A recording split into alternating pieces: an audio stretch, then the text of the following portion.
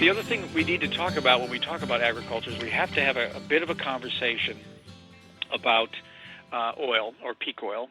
Most of you have heard that term, peak oil, before.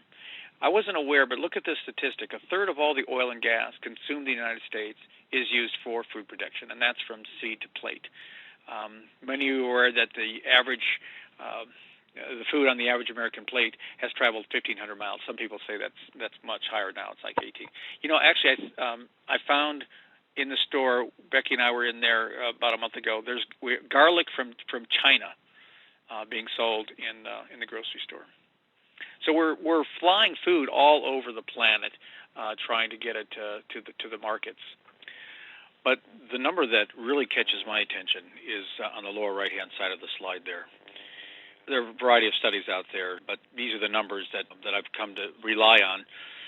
But it claims that it takes 7.3 calories of energy to place 1 calorie of food on the American table today. The farming aspect of that is 2 to 3 calories. That's just to grow the food and get it in the elevators. And then it takes another 4 calories or so to take it to market, process it, package it, cook it, put it on the table. So consider these numbers. I mean, if it takes 7 calories, 8 calories of energy to put 1 calorie of food in our body, what happens when the price of energy doubles or the price of energy triples? What does that do to the price of food? The price of food, and the reason we have such inexpensive food in the world today, is simply because of the massive amounts of energy contained in carbon-based fuels, particularly in gasoline or in oil. You take away the oil, you take away modern industrial agriculture, and we've got to find other ways of growing food than converting oil into food. Here's a quote on slide 22. Estimates for total recoverable oil on our planet are about 2 trillion barrels. How much oil is there? They say there's 2 trillion. Now, on a cumulative basis, we've pumped out 1 trillion. Now, what I've been told, the majority of geologists agree, it's 2 trillion. There are some that say that's way too conservative, it's 2.3. Maybe one person I read articles said they think it's more like 2.7 trillion barrels. But the point is, it's in that 2 to 3. Most agree it's 2 trillion barrels. Now, where does this quote come from? Here's some typical liberal magazines. Probably some of you read these, Mother Jones, Rolling Stone, Honey Reader. It comes from Financial Planning magazine. Look at the next line. That's October 2005. People who watch money watch the oil. Everything in our culture that makes it run the way it does is dependent upon cheap oil. And how much oil is there? We talked about there's 2 trillion. And where does it come from? If you look at slide 24, I think, there are 98 oil-producing nations on the planet.